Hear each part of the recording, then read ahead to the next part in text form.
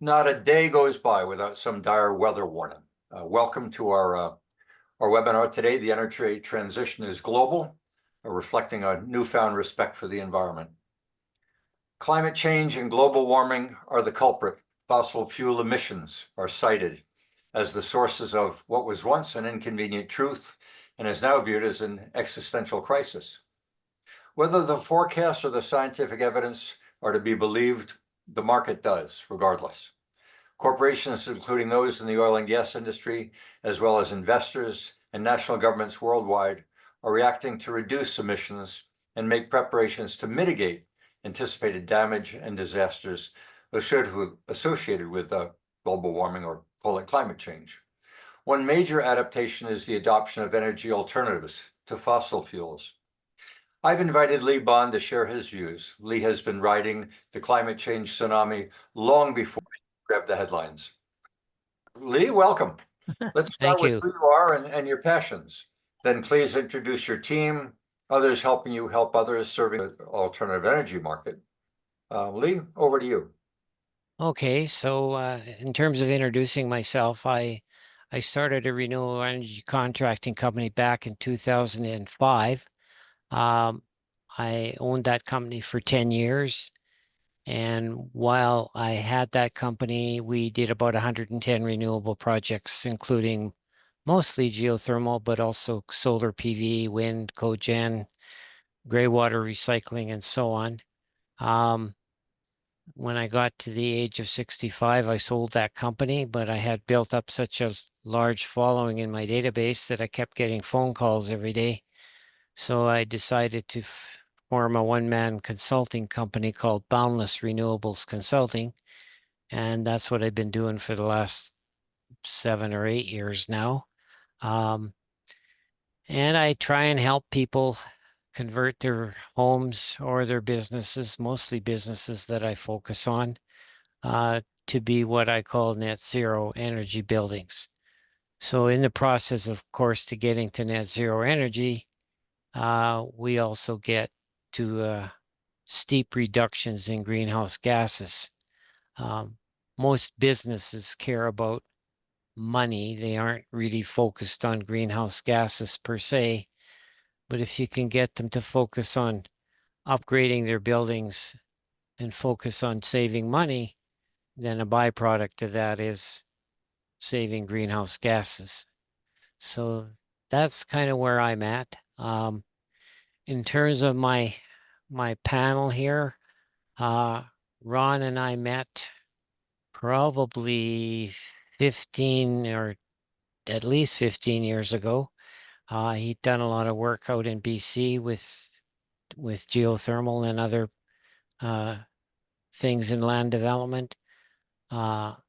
Sean's a recent graduate out of the Alternate Energy Technology program at NATE, which I'm a sponsor of. I've sat on their steering committee since it was incorporated instigated 13 years ago.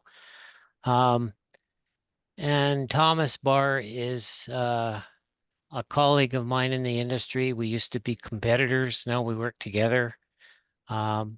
So that's who they are. And if they want to chime in and add to that, go ahead. Hi, Ron Main here. I'm a longtime friend of Leigh's. I met him back at a Geo Exchange conference in BC, like you said, 15 years ago or something like that. Most of my background is land development, not necessarily energy transitions, although it is a component of the land development that I've been doing. And my background in that goes back to incorporating my own consulting company back in 1979 in BC.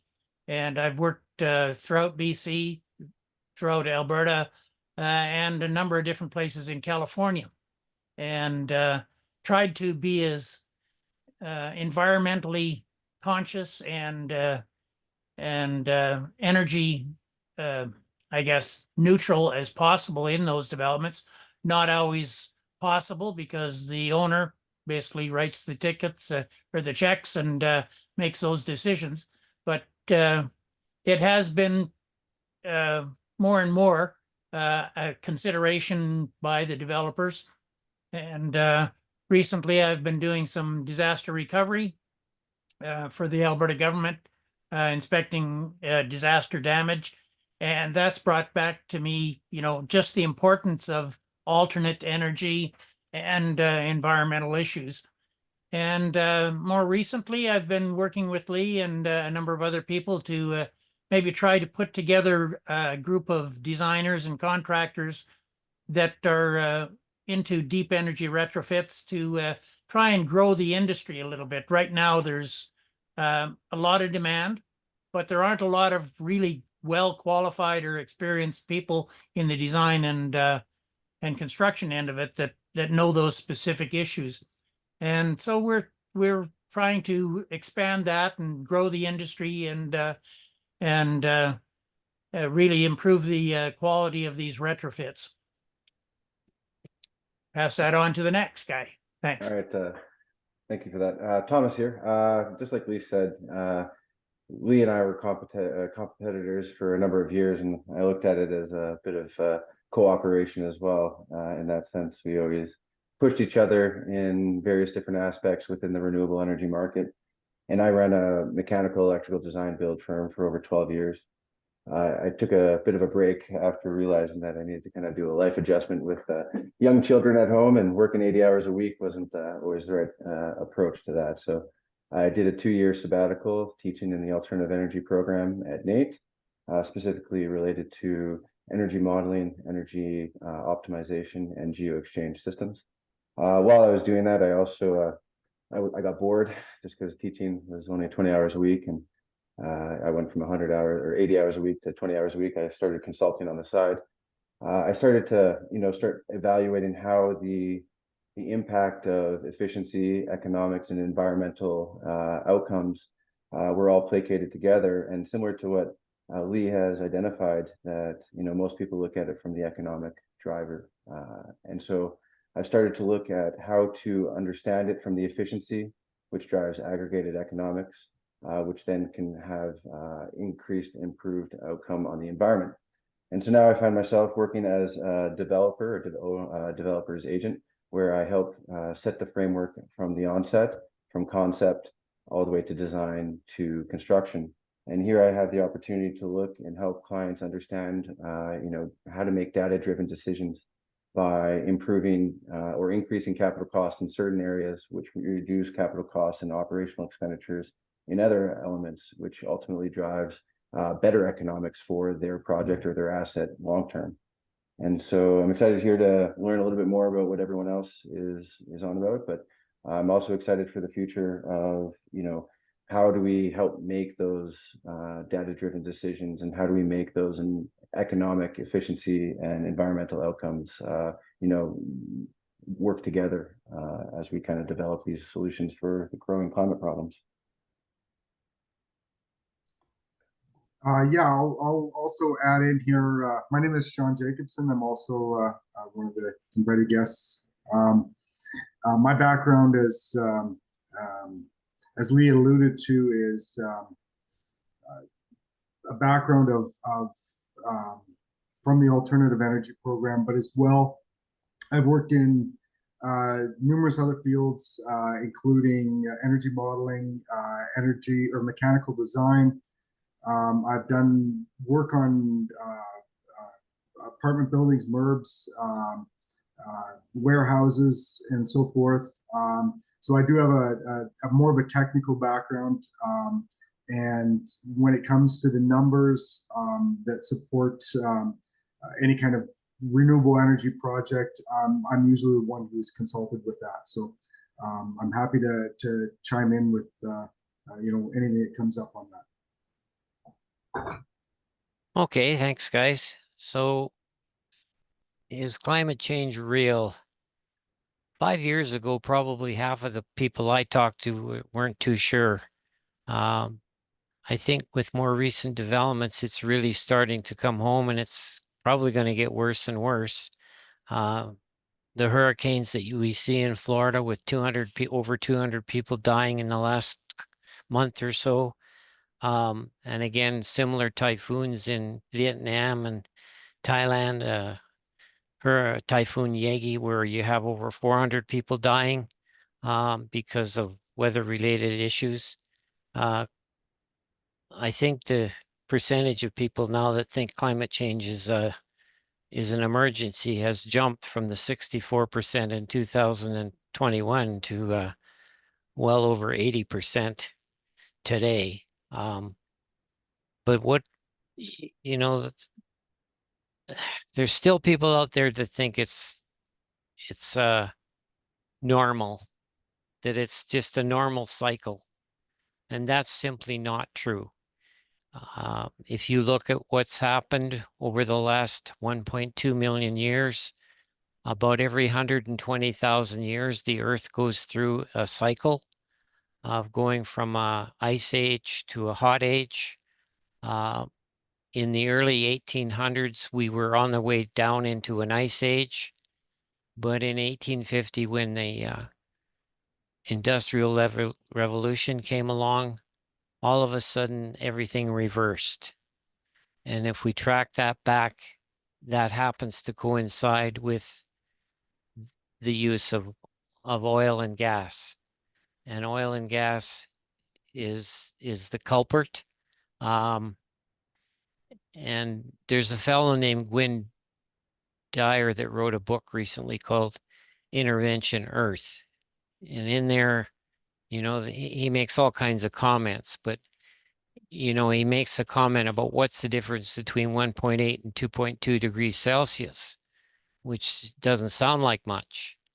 But when you compare that to the body's temperature, 36.5 is normal, 38.5 is a fever, 40.5 is brain damage, and 43 is we're dead. It doesn't take a lot of change in temperature to become catastrophic. And that's kind of where we're at. And people have to realize that we have to do something about it. Here in Alberta, one of my colleagues in the industry, which I think he might even be online here, he made a comment that in Alberta, we're caught between competing realities, devastating wildfires driven by climate change and a provincial economy that relies on selling more fossil fuels that cause climate change in the first place. And it's hard for people that are in the industry, in the oil and gas industry, to realize that, we have to change. We have to make some changes in the way we do things. And there's so much greenwashing out there that's occurring. It sometimes just makes me sick. And all we can do as an individual is, as Ron and Thomas and Sean have said, work away at trying to do these projects one by one, and eventually maybe they'll take off. Let me interrupt a bit there, Leigh, because people are changing, or if people aren't changing, nations are changing. We cited in the newsletter last week, literally every nation we could identify had taken some policy position in order to mitigate climate change. And even the Alberta government with the oil and gas industry is doing what they feel is necessary in order to continue to supply energy, but to make sure it's as clean as possible. So they have emission reduction targets. So it would be a little bit, maybe a little bit extreme to say they're not doing anything. They are adapting as well, but it concerns me that people aren't adapting. I mean, maybe we're seeing more electric vehicles being purchased, but there seems to be more an issue of price than environment. How do you get people to start adapting when nations seem to be taking a stand, whether they believe in climate change? They certainly are taking adopting national policies. Well, in Canada, I'll be the first to admit I've never voted Liberal in my life, but the carbon tax is one of the very first things that forces people to change. As much as they complain about it, it does force people to change. I think politically what's going to happen in Canada is the Liberals are going to be gone, and Poilievre's going to come in and he's going to look at this carbon tax, and he's been yelling and screaming that we got to get rid of it. But what's going to happen is the same thing that happened when Harper came into power with the GST at 7%. it got lowered to 5%. And what Polyev is probably going to do is say, well, you know, the Liberals have caused so much debt in this country, we can't afford to not take the revenue from a carbon tax. We're going to have to at least leave it where it is. And that's where we're going to end up. Okay, well, And leave the politics aside for it. You don't sell to governments, you sell to people. Your markets, every one of you, is a byproduct of a company or individuals saying that they believe, they feel they must adapt. You're selling not to nations, you're selling to people. You may seek incentives as the EV or electric vehicle industry advocates, but your issue is whether people believe it or not, and whether they will change their own behavior. They may say they believe it, but they're not prepared to suffer the price or the consequences. right. They may believe it, but until it hits them in the pocketbook, they won't change. Right. So that's the only way we can make them change, is to hit them in the pocketbook. Or give them incentive. Yeah. Yes, and yeah, and that's a good point. I mean, one of the things the carbon tax really is a stick. There's no carrot. There's just a stick. I'm also part of an organization called Pace Alberta Co-op Ltd, which promotes the use of money to allow people to make the changes that are necessary, not as giveaway money, but as a loan, very low interest loans on their properties. Property assessed clean energy has been very successful in the US. They've done over 350,000 projects and $13 billion worth of projects in the last 10 years. But we can't seem to get PACE, which is the carrot, as opposed to the stick. We can't seem to get that legislation passed here in Canada. Maybe it'll happen if Mark Carney becomes the leader of the Liberal Party, because he said recently, you know, it's something that's going to have to be changed. And in its place, we need to have something else. Because So we're in a position right now where we need 2.2, he thinks we need $2 trillion in investment in the economy to make any difference in this climate issue. So is that more debt, piling on more public sector debt, or where is that financing going to come from? No, that's the point. It's not public debt. That's the problem with these programs that the governments have been introducing. The Alberta government, the federal government with their Greener Homes program, lots of the programs at the provincial government, they're all giveaway programs, and that's not the way to go, in our opinion. The way to go is with loans, low interest loans. There's lots of capital out there for people that want to invest in those types of loans. But it's against the property, and that's not because it's a property tax lien on your property, as opposed to a loan to you individually. You realize the benefits of the greener upgrades, like putting a geo exchange system in your house for heating and cooling. And you realize the benefits while you're in the house. And if the house gets sold, then the loan goes with the house because it's a property tax lien. And that convincing governments to do that properly has been very, very difficult. Brian Scott, who I think is on the call here with us today, and myself have been working for over 8 years to make that program happen. And the UCP government is basically, in their last letter back to me, was basically telling me go pound sand. They just don't realize what the program needs to be. So one can understand in Alberta, given the revenue reliance on the oil and gas industry and the amount of infrastructure in the economy, which is probably inadequately diversified, and so it shows a level of dependency and resistance or reluctance to move on significant measures. But what about other provinces? I mean, PACE, from what I can see, offers an incentive for individuals to begin to adopt measures to take their home where they live to net zero. If they believe, and I guess there are some that do, but not enough, and an incentive works, you'd think that some province would begin to adopt what seems to be rampant in the US. all the programs in Canada all rely on public money. Mhm. There's programs in New Brunswick, Toronto, Saskatoon, all of Alberta. We have 18 municipalities that are offering the program in Alberta, and they tried it in BC, but all of them relied on public money. Mhm. All of the legislation is set up in such a way that the municipality has to borrow the money, and that's the wrong way to go. It won't work. It just won't work. You got to allow private money to play in the marketplace. And that's again what Mark Carney's basically saying. We need $2 trillion, and you need to allow public money to be that capital fund to do that. You mentioned that PACE being adopted in the US. I recently took a trip into the US and cited some of the similarities and some of the differences. Major initiatives coming out of the Biden administration to try and advance measures to mitigate climate change. US, a big country, believing that it's energy independent, you would think that they would be slower to react than we do. Any sense of why the US seems to be moving faster than little old Canada? I think it's because of the way it started. It started in the PACE program really started in California.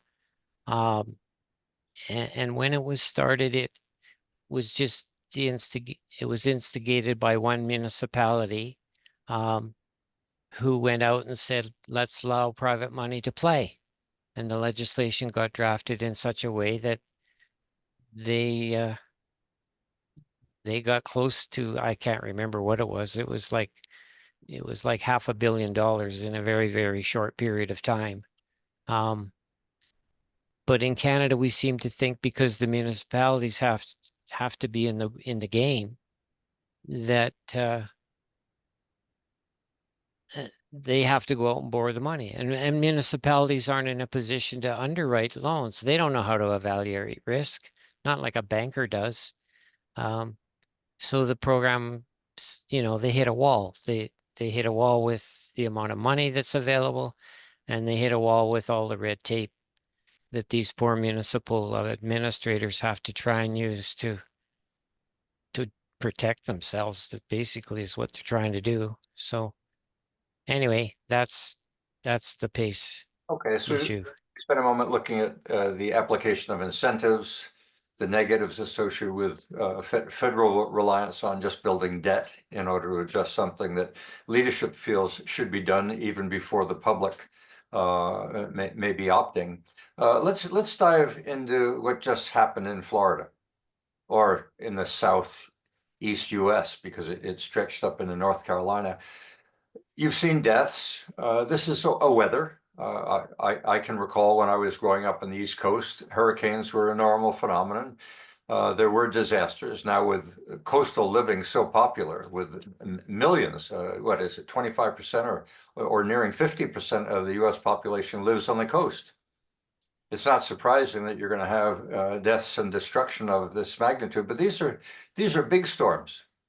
Do you really think this is a reflection of climate change or just a streak of bad weather? And we've had some good seasons. We've had some bad seasons. It's weather. It's climate change. It's Antarctica. The continent of Antarctica is as big as the US, and it has a mile thick sheet of ice.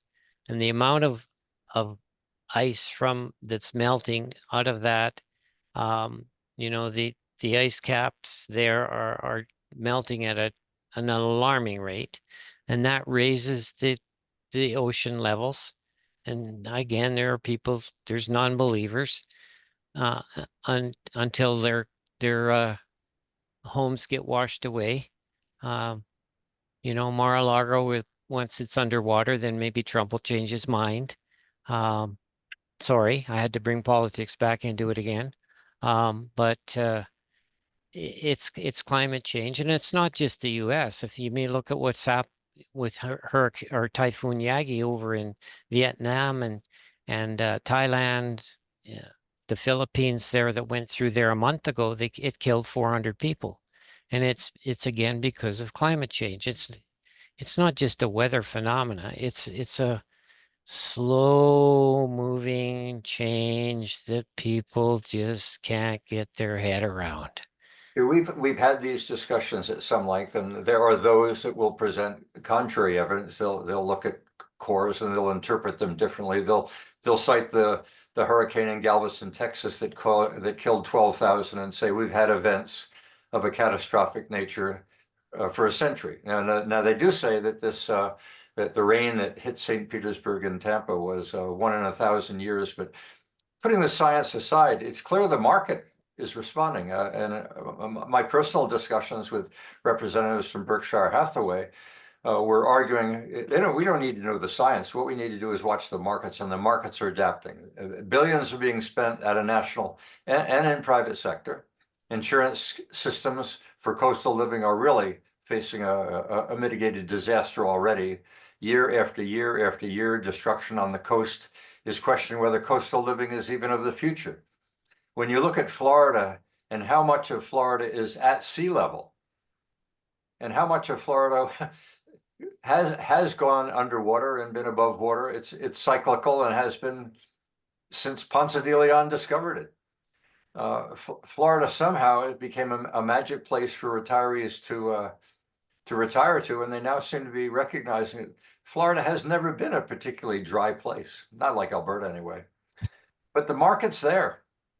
And the market does expect capital to flow. Private capital and electric vehicles are another example of a market being somewhat volatile, whether it can get lithium cheap for batteries.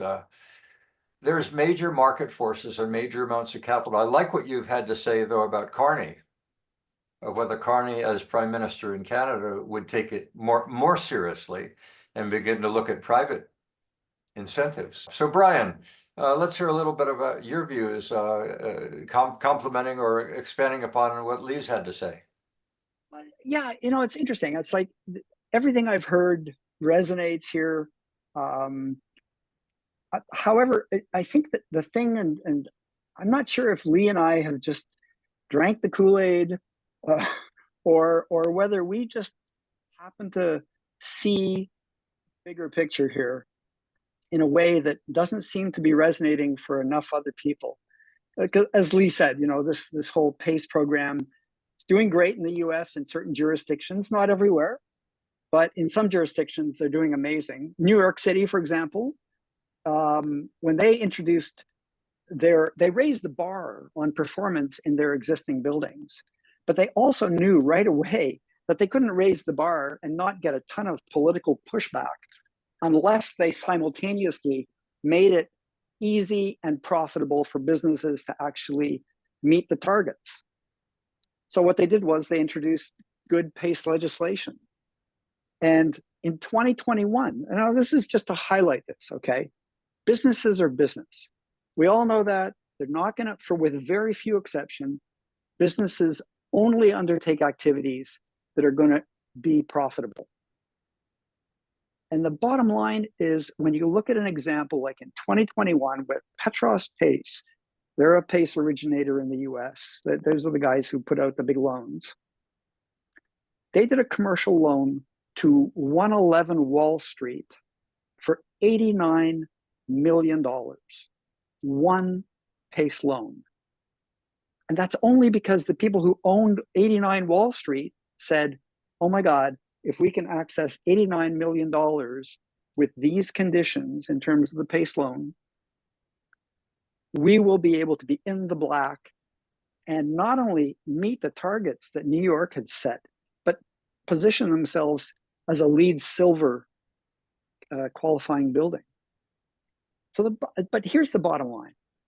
I think that this is the piece that I'm hoping other people are chime in and help understand why this isn't moving in Canada.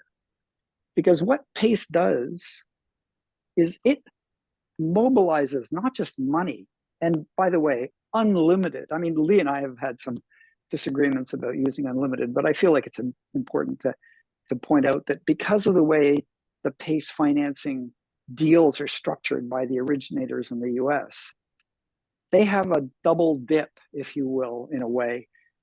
The first availability of funds for PACE loans is their investors, pension funds, and insurance companies for the most part. But then they turn around and they bundle their loans because they underwrite them in a way that is secure enough that they can bundle them together and sell the paper to the global investment market. So they get the first tranche of investments, right? Then they put out a bunch of loans, they put them all together, they sell it to the global investment market. Now they get that cash back in their jeans and they can do more projects. So there's never a supply issue on that side of the equation. But not only that, what PACE does is it mobilizes a complete sector. It's not even just a sector, it mobilizes the entire for-profit industry, whether it's consultants, builders, suppliers, across the board, to actually turn around and sell energy efficiency and renewable energy, knowing that when the client says, oh, wait a second, I can't really afford that, they can turn around and go, as a matter of fact, let me show you the business case for how you can not only do this, but do it profitably. So they're out knocking on doors. They're actually creating it. You can't just rely, I mean, this is the thing that I think people have missed. And the government especially has missed that, because you look at the legislation in Alberta, they wrote right into the legislation that it was $1 million is the maximum loan that you can put on a commercial building. Well, that's insane. When you look at what Brian just said, $89 million in one building in New York City. There shouldn't be any limitations, but we have this $1 million limitation. I just finished a little upgrade project on a building that my brother owns, and it was 1.2 million. And there's 5 or 6 people that I'm working with right now that are going to be well over $1 million to do a commercial upgrade. So why have we got this limitation in the legislation? And that's just one little piece of the legislation that isn't, in our opinion, is wrong. Yeah. Let me just, I mean, you know what, I droned on here. I'm just going to quickly wrap up a little bit, and I'd like to hear what other people think. So 2 things. One, I think that the PACE initiative in Canada is being held back for a whole variety of reasons. And I think more people should be getting on board and helping Leigh and I and the team that we're working with to actually change that. But 2, I think that the key thing here is that what PACE does is it actually allows economies to respond to a carbon tax. And I heard the pushback from people going, oh, well, it's penalizing and it's a club and whatever. But at the end of the day, economists from across the political spectrum pretty much all agree, if you want to change behavior, you tax it. But the thing that's been missed is you have to provide people with a tool. If you tax something, but you don't give people options in terms of how do they deal with it, then they just back themselves into a corner, or you get backed into a corner, and then they defend the status quo. But if you turn around and go, look, like they did in New York, here's the stick, we're going to pound you with this stick if you don't upgrade your building. Oh, by the way, we're giving you this tool here. People jump on board. So what's missing is the tool to get around the penalty that comes with a carbon tax. And what's missing in a democracy is if people vote in leaders into power. If the public, that is the individuals that represent the public as the voters, still do not believe that climate change is real, you're going to use a stick. And that is socialism, and that's not something that in democracy we tend to align with. And so you find governments at the municipal level and at other levels reluctant to apply a stick to a population that doesn't yet believe that that stick is necessary. And that's what we seem to be facing now. Events like Helene and Milton may, with increasing frequency, or forest fires, may ultimately bring people around as their defenses break down. But in a democracy, until such time as your market, Leigh, you're selling a market. You're trying to help a market be convinced that there is value in them opting for net zero in order to get their prices down for energy by using various alternatives. I like the incentive model. It works in a democracy, but sticks don't tend to get a lot of popularity, and they can result in a political change, as you're probably going to see with the carbon tax in Canada. Like it or not, the public will vote, and the public will say if they are in denial, they don't need it. It's a stick that's unnecessary. We need things like PACE in order to bring that public around. So I wish you all the luck in the world to bring an incentive perspective on how to go about mitigating risk that may be associated with climate change or changing market conditions. I'm going to ask Peter McKinnon. Now, Peter's put a couple of notes together on chat.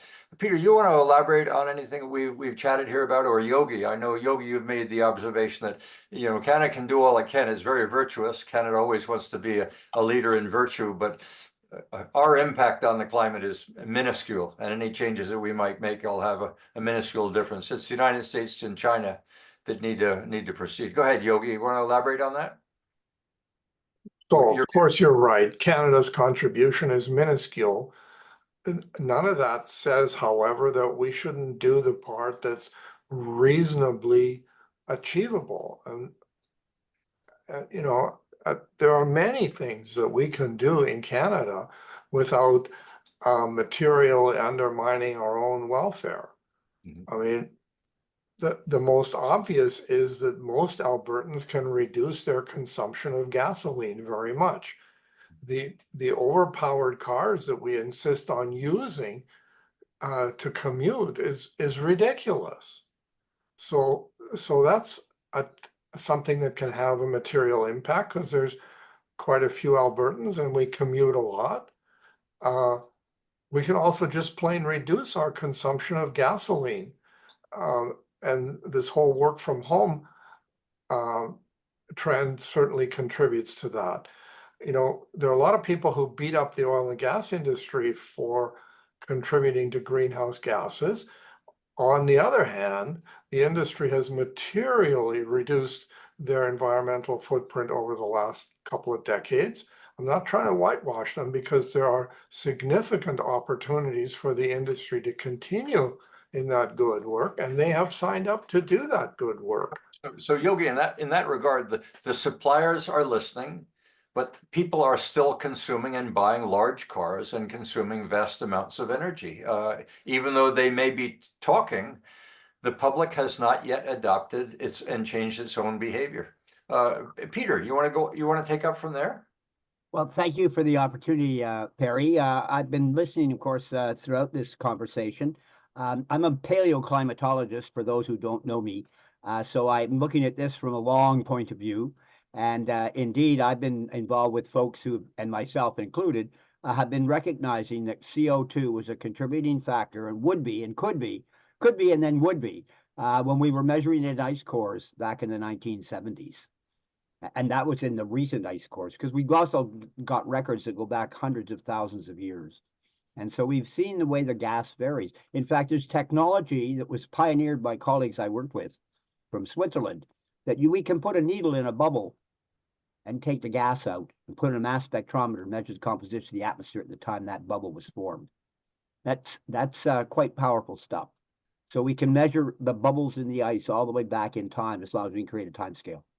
And we can see there's been dramatic variations, and the variations seem to go in pulses related to vast changes in the climate, like going from ice ages to non-ice ages. And can I jump in here? I actually have a chart that I'd like to bring up on the screen here that shows exactly what you're talking about.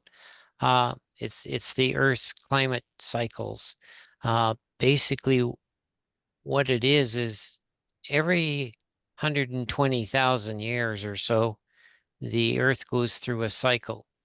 Let's see if I can get this to come up. It's called the Milankovitch cycle. That's right. After That's a right. chap who published it in Serbia back in the 1930s, and it didn't hit the world international scientific community for many years because he was published in a Serbian journal, but he has some brilliant ideas and insights, because this is about how the Earth interacts and moves around in its orbit, and it's got some neat stuff. So go ahead, guys. Can you see this Go ahead. this chart? Perhaps you could look. You might look if you could you enlarge the diagram? Let's see. Can I Just, do that? Zoom in on it. The slide, There just we are. the slider at the bottom right. Yeah, just the bottom right part, or the slide. I mean, but it's the bottom right. Whoa! There Yeah. we go. Center. You got it. Yeah, there you go. Okay, so here we go on carbon dioxide. So this is over here, we got parts per million in this little chart. So in 1800, we're at 280. And we should have been, you know, going down in the cycle here, right here in 1800 or so. But instead, we reversed course. You know, this goes back 1.2 million years. And we'd gone through these Milankovitch cycles of about every 120,000 years and never gone above 300 parts per million. And then all of a sudden we're still, now we're up to 425 here in 2024, which will mean by the end of the year, we'll be well past the 1.5 degree C target that they set back in 2015. It's runaway. It's reached, you know, a runaway point, and scientists basically say there's a tipping point when crossed, runaway events will occur that are irreversible. And I think that's what we're seeing with Milton and Helene. And it's not just cars. I mean, transportation only accounts for 20% of our greenhouse gases. Buildings account for 40%. We haven't even started to talk about buildings in the world and trying to make them more energy efficient compared to what we're trying to do with vehicles. So there's just so many opportunities to try and reverse this carbon dioxide problem that we've got. And it's not just carbon dioxide, it's also methane.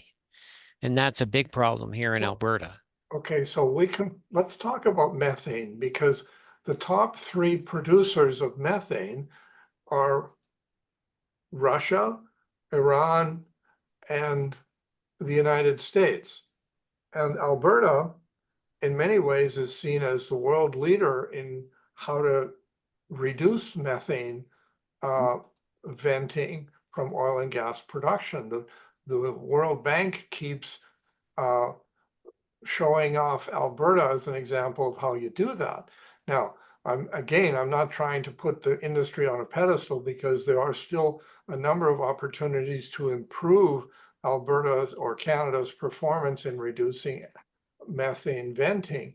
But that's an area we're doing dramatically better than those 3 countries that I just mentioned, who are the source of most of the methane venting on the planet. And Leigh, I agree with you. That's another big area where it doesn't take much to have a huge impact on reducing greenhouse gases.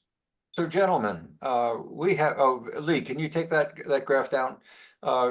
For several years now, we have had discussions on issues that are global in nature and issues where the public is not responding.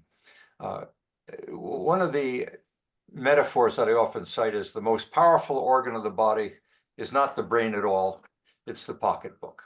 We can present data, but mom and pop from Rimby aren't paying attention to data. Until mom and pop from Rimby, and that is the general public at a personal level, feel the pain or get the incentives or suffer a hurricane, we're not going to see change. And the dilemma we've got is not governments. The dilemma we've got is that people still don't believe at the individual level, and it's data that isn't going to make a difference. Somehow you've got to touch their emotions. Peter, go ahead.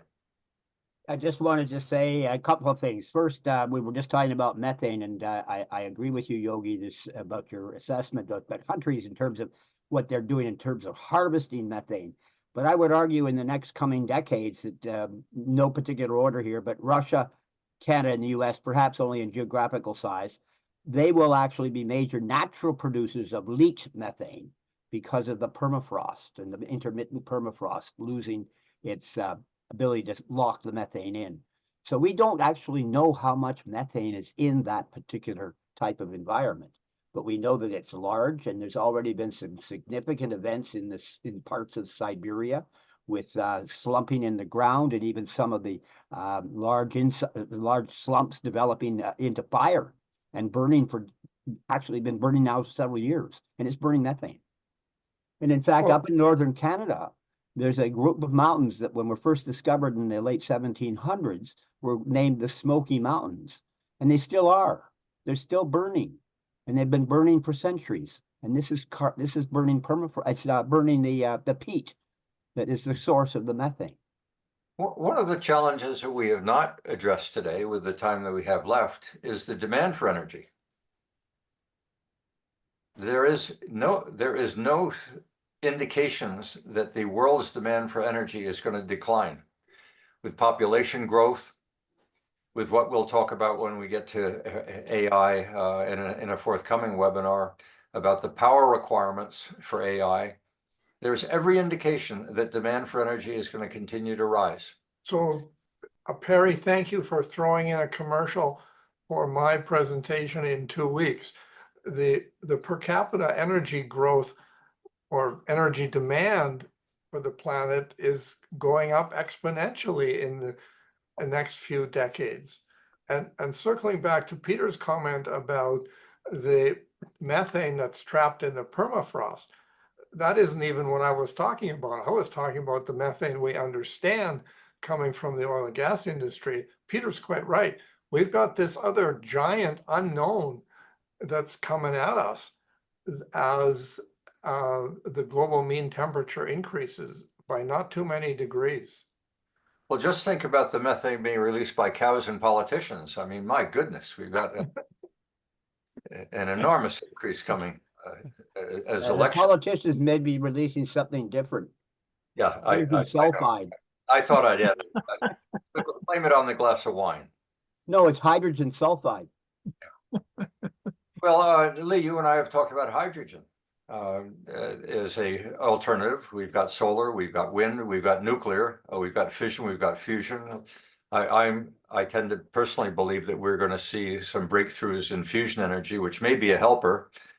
We do see the world adopting a higher social license for nuclear in general, which is not an emission reducer, although there are radioactive byproducts of fission.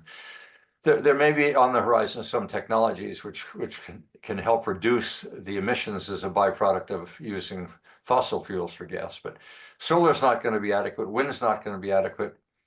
Sticks at the public level are not going to be adequate. Hurricanes might help. Somehow people have to begin to elect governments at municipal and a provincial level and a federal level that say we have to mitigate risk. And that means alternative forms of energy, but I can't see how we can reduce the demand. There is only an increase, particularly with third world becoming more of an economically prosperous. Yeah. Forest fires here in Alberta might change people's mind too. I mean, we've had Slave Lake, Fort McMurray, and now Jasper. How many more towns need to burn down before it gets the public's attention here in Alberta? And I mean, you talk about hydrogen. You know, again, in Gwynne Dyer's book, he basically says blue hydrogen is a hoax, probably coined by one of the oil and gas majors. Natural gas, which is mostly methane, should be enshrined in the Greenwashing Hall of Fame. Each successive generation of oil and gas executives since 1960 only needed to kick the can down the road another 20 years so they could make their careers in a pile of money. They will be safely dead before the bill comes in.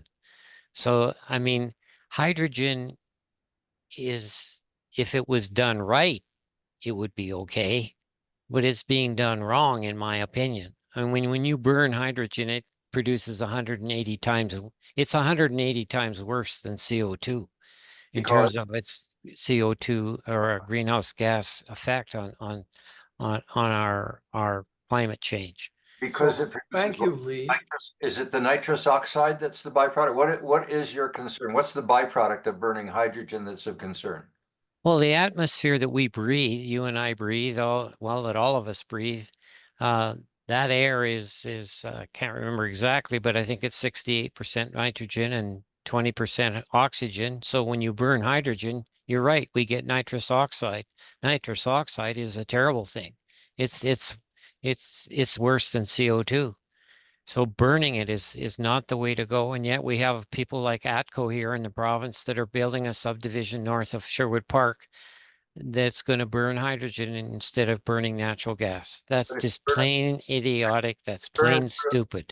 burn it I through. just want to If you second what Leigh is saying, that this hydrogen mania that we have going on in the province is ridiculous.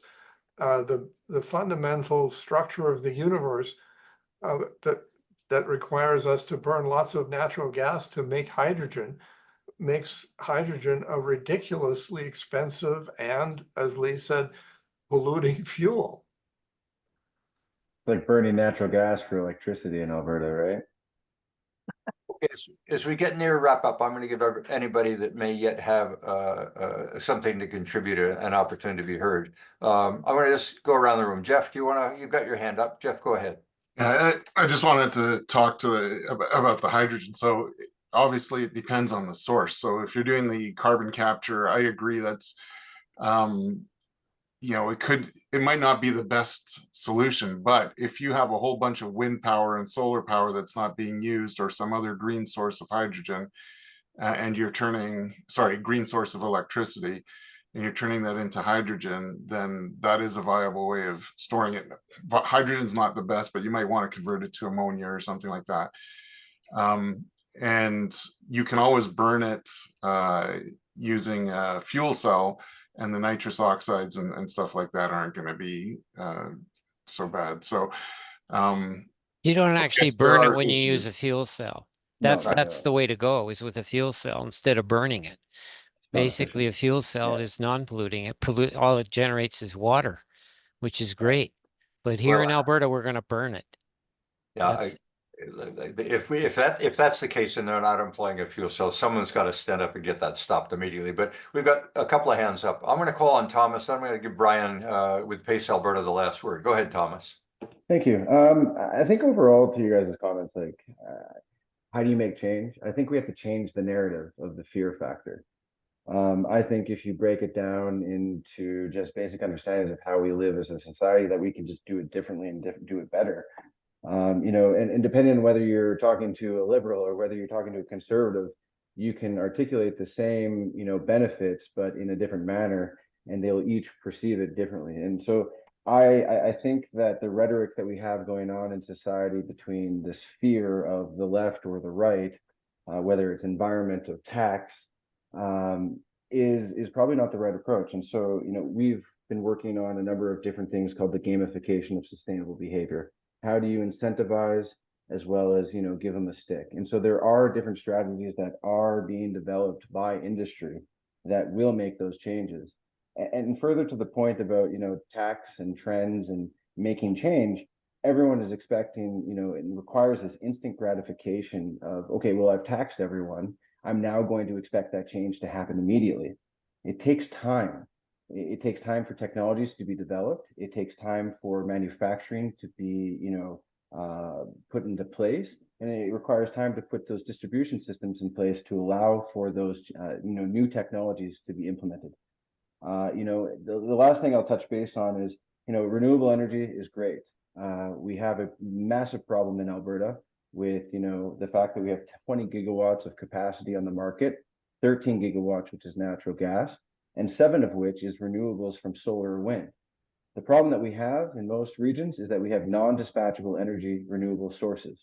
We need to find ways to store or create dispatchable clean energy sources. And I think if we started investing into those types of technologies, as well as load reduction, such as better buildings, we would actually be able to achieve better climate goals, as well as, more importantly, show aggregated economic benefits to those asset holders, whether they are residential based, commercial, or industrial or institutional. We just have to change the narrative, in my opinion. and there are a number of ways that we can do it. So I look forward to listening to more of these comments from everyone else. Thanks, Thomas. That's almost good right there for a summary, but I'm going to proceed. Go ahead, Shirley. Yeah, I was watching a program and it was referring to developing countries. Like they're looking at the West as success. So they want what the West has. We're almost detrimental because they want the vehicles. That is a symbol of success to them. And that's unfortunately where a lot of the stolen vehicles are going to. Also, we need to redesign cities so that people don't necessarily have to commute, and not necessarily just working at home, but working in their community for the social aspect as well. And it's not just energy we have to look at. With the oil industry, we've developed so many things that are plastics, which is also creating huge problems environmentally too. Yeah, the unintended consequences. Peter, and then I'll go to Brian. Yes, thank you, Perry. I just wanted to add one thing, and that maybe a topic for another event. But we never spoke anything today. We've talked about growth and continuing demand, but I do believe that we're sometime in this next century going to have a major population reset. And so I think we should be looking at population crash as a possible consequence of both the climate change impacts, as well as perhaps the release of new diseases such as a pandemic, or in fact, human unrest, and we have massive wars.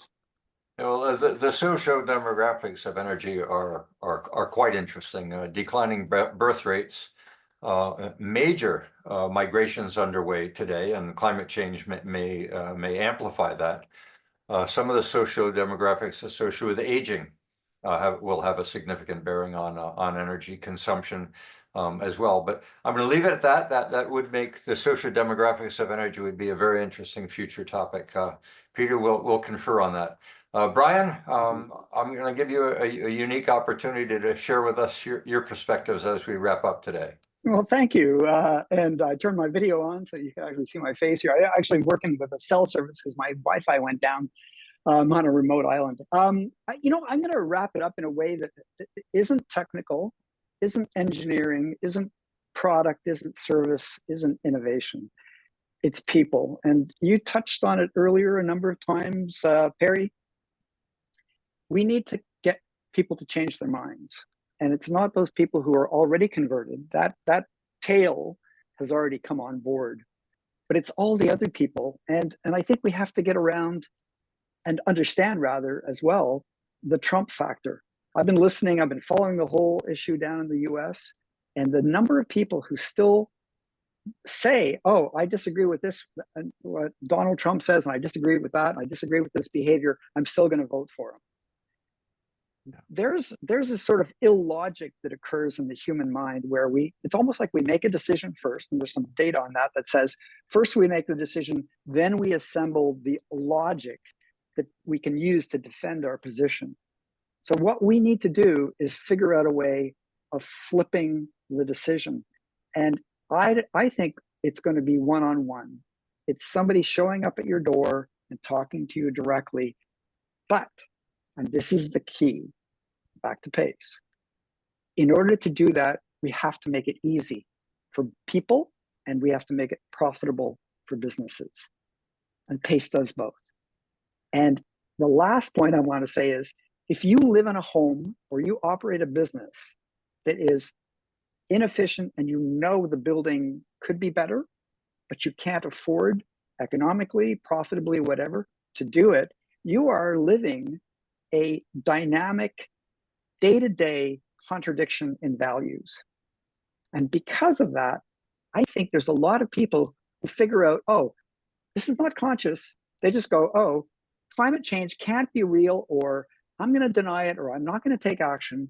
Because if I acknowledge that it's that real, I have to acknowledge that every single day I am behaving in a contradictory manner just by living in the home that I live in or owning and operating the business that I own. So if we gave people the tools to change those things, even if it's only a small percentage, I think we would change their point of view and they could become energy champions and environmental champions as a result.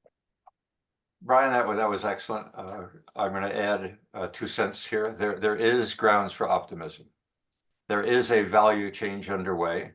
There is a socio-demographic shift that we can anticipate. Whether or not it will happen in time is another matter. But youth today are being educated to be fearful of what earlier generations have generated. When you see one of the primary concerns in youth coming out of our school system today, they all want to become environmental scientists. They all are concerned with issues of the environment. So I'm going to wrap it up today and say where hope can be found is in our youth as it relates to this topic. Not in urban centers, not in the rural Trumpites, but in what we're seeing in the concerns of youth. And that's a credit, I guess, to our teachers and our school system, which is using education as a tool for change. So maybe we need to talk more about pace in the school system, somehow to convert it in such a way that kids, when they graduate, are demanding incentives like pace. So thank you, Leigh. Thank you, Thomas. Thank you, Ron. Thank you, Sean. And thank all of you for your contributions today. This was rich, richer than I expected. I thought we'd simply talk about climate change is real. Nations are adopting it, but we've gotten into the weeds on a number of items. So I thank all of you.